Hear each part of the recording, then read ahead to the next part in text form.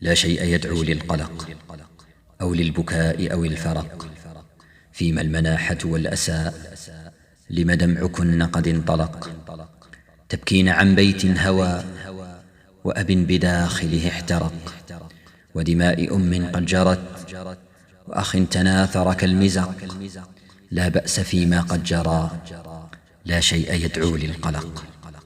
عام يكرر كل عام والجميع به اتفق، في أنه دفع الأذى والقصف سلم مستبق.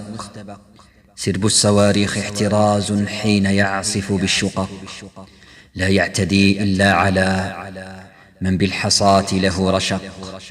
صاروخهم ينوي الحصى، لا شيء يدعو للقلق. فقد انحنوا وتجنبوا فيه التمعن بالحدق، فإذا أصابوا طفلة فلأن ناظرها برق. والموت واحدة إذن، لا شيء يدعو للقلق. والنار تحرق ما عدا فيكم فقلب النار رق. طفل تمنى في الليالي العتم نورا فاحترق، هو ليله كنهاره وضحاه أحمر كالغسق. من قال حاد عن الحياة وقال مات فقد صدق. قصفوا الحوامل حينما حملت جنودا من علق.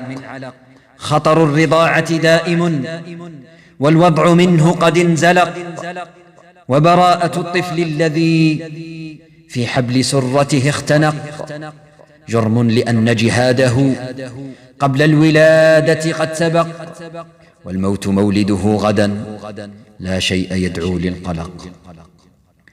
والذنب ذنبكم ولا ذنبا على لص سرق. ولنا من الحكام من يهدي الرؤوس على طبق، يجدون في خذلانهم أو ذلهم بعض الشبق. وأئمة قد فضلت خوض الحروب على الفرق، ودعوا لكم نفس الدعاء بلا اللجوء إلى الورق. ألفوه من تكراره وسهى الإمام بما نطق. أعداؤكم من أهلكم، لا شيء يدعو للقلق. إن الحصار تآلف من شر ما ربي خلق، والضيق ضيق محبة في حضن جاركم انطبق. فإذا فررتم من ضنا ضيق المعابر للنفق، سيرى التآلف والمحبة ناشد النفس اخترق. لا تفسدوا ميثاقهم ونفاقهم بيد تشق، ولتلزموا أنفاقكم ولتعلقوا تحت الرتق. صد الحبيب مودة ومن المودة ما خنق، لا ضير في نحر القفا أو لي عنق أو عنق.